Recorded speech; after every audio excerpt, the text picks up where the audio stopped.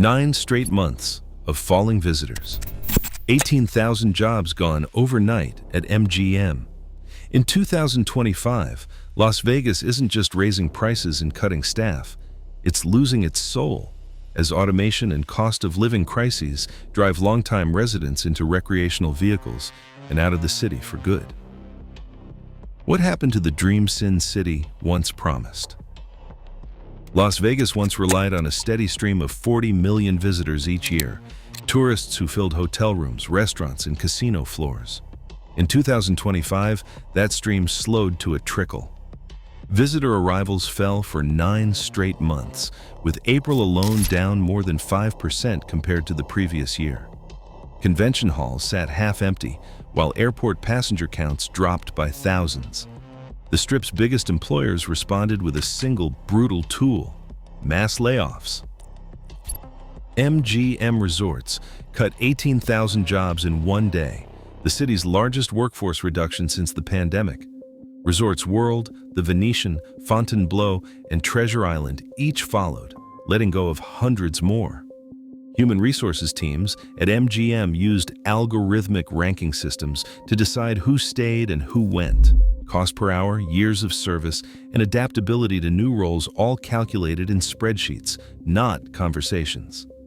The silent purge swept out older and higher-paid staff, making way for cheaper hires or machines.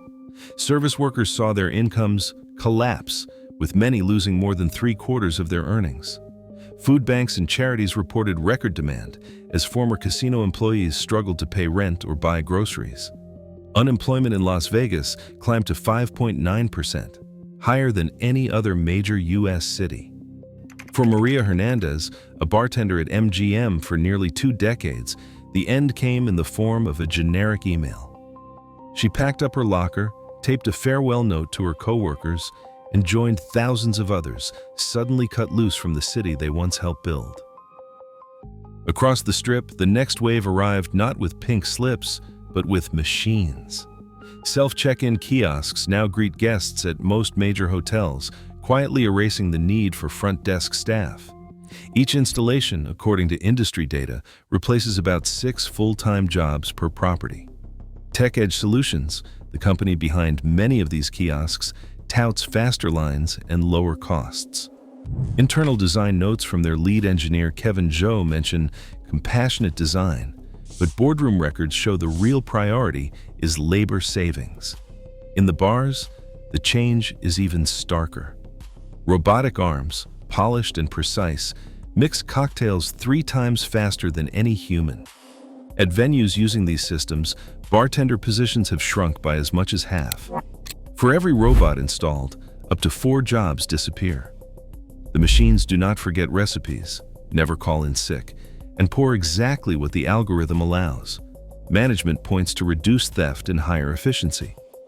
But something else vanishes with every new rollout. The comped drinks that once arrived with a wink are now rationed by surveillance software. Touchscreens and automated dispensers have replaced the easy banter between guest and bartender. Employees are tracked and graded by algorithms, their work reduced to data points in a dashboard. For many, the promise of efficiency comes at the cost of identity. A city built on service, now run by silent machinery. Hotel lobbies echo with emptiness. But the numbers on the bill keep climbing. Occupancy across the Strip has fallen nearly 15%, yet nightly rates for a basic room now hover between $400 and $500, sometimes more. Guests discover extra charges for everything from early check-in to pool towels, with hidden fees adding up to 20% on top of the advertised price. For many, the final total feels like a bad magic trick. The more the city empties out, the more expensive it becomes to stay. Revenue per available room, RevPAR, has crashed by almost 29% since last year. Yet, instead of lowering prices to fill beds, hotels double down on the so-called price trap. Executives justify the hikes as a way to make up for lost visitors, but the strategy drives even loyal guests away. Social media is flooded with complaints about being charged for hallucinations, paying premium rates for empty buffets and shuttered attractions. Inside boardrooms, some warn that squeezing short-term profits will gut the city's reputation for good. A handful of properties like Marriott test out all-in pricing to win back trust, but most stick to the old playbook. The result is a growing sense of resentment. Visitors who once came for fun now leave feeling fleeced, and the city's promise of fairness and excitement slips further out of reach. Maria Hernandez spent her first night in an RV parked off Boulder Highway, listening to the hum of trucks instead of the casino bells she had known for 19 years. She is not alone. With rents in Las Vegas up an estimated 22% since 2023, thousands of former hotel and casino workers now call RV parks in Henderson and North Las Vegas home.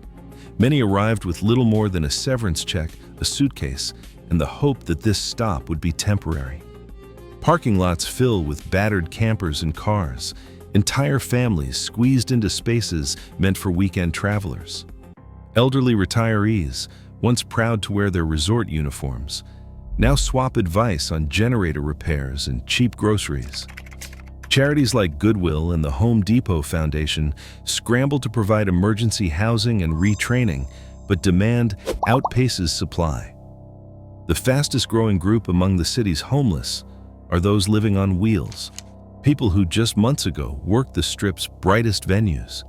For Maria, the hardest part is not the cramped quarters or the uncertain future.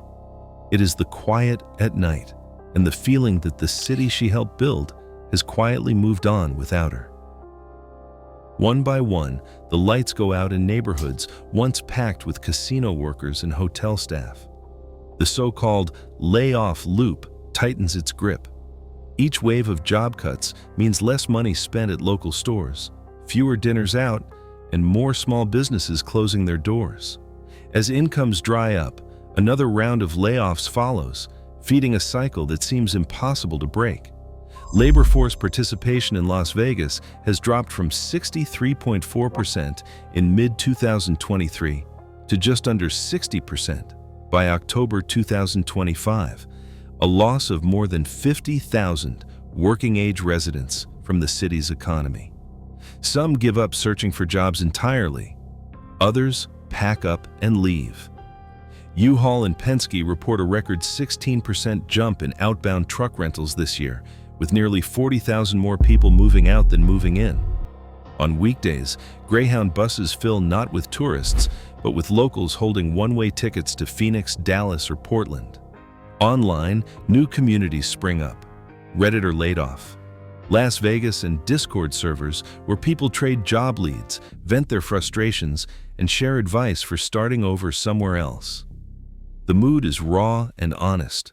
Stories of loss, anger, and quiet resignation mixed with the occasional note of hope.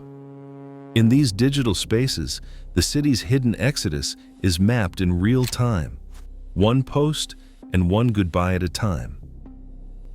Not every story in Las Vegas ends with a moving truck or a one-way bus ticket. In the shadow of layoffs and empty neighborhoods, a patchwork of grassroots efforts has started to take root. Local nonprofits, stretched thin but determined, have pieced together emergency retraining classes and job fairs in borrowed church halls. Mutual aid groups born from online layoff forums now organize weekly grocery drops and skill-sharing sessions for former casino workers. Small businesses that survived the storm, like the pawn shop on Las Vegas Boulevard, credit their survival to old-fashioned trust and face-to-face dealings. Regulars come not for quick cash, but for a sense of dignity that algorithms can't provide. Mariah, who once poured drinks on the Strip, found a path forward. After weeks of waiting, she received an email from a neighborhood nonprofit. A spot had opened in their medical assistant training program. It's not glamorous, and the pay won't match her best years behind the bar, but it offers something rare in today's Vegas: a reason to stay and a chance to rebuild. For those who remain, these small victories offer proof that hope, while fragile, still has a place in the city of lights. Today, Vegas stands at a crossroads. Automation surges, rents climb, and the community frays. As thousands leave behind the city they built, the American dream feels increasingly out of reach. What happens here next will echo far beyond the Strip. The future now depends on who's left to shape it.